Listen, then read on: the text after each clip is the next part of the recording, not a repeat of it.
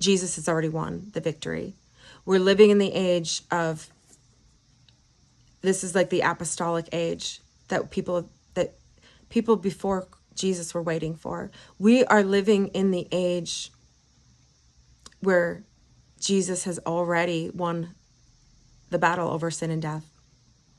And now this is the reason why we're here, and the reason why we're alive is now to hear the good news, to hear that good news, which is, what the gospel is called the good news. And that's why I'm telling you it right now. The good news is that we were all born into sin. We're all sinners. And because of that,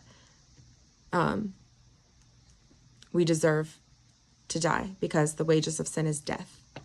So that means because we sin, the outcome of that, if we were in a courtroom, we're guilty and we deserve to die. We deserve a death sentence, because that's the law. That's the law of God. That's the law of the universe. That's God's law. The law of the universe is God's law, because it's God's universe. God created the universe. God is the creator of all things. So in God's law, the wages of sin is death, which means anyone who sins, there's a death sentence, there's a death penalty for everyone who sins, which is every person is a sinner. But there is, the only way that anybody can avoid that death sentence is they need justification, and the atonement for their sin, which is the sacrifice of Jesus Christ. So Jesus, what Jesus did is took our sin on himself and actually died. And then he paid the penalty for our sin. He took all of the sin of the entire world on himself. And this is unimaginable. That's why this is so horrific.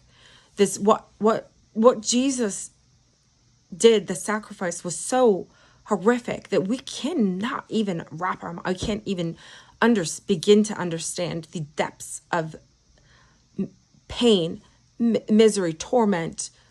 We've experienced torment. We've experienced all these things, but he experienced far more, and even worse was like the absence of God is hell. And on the cross, God the Father turned his face away, because treated Jesus as a sinner.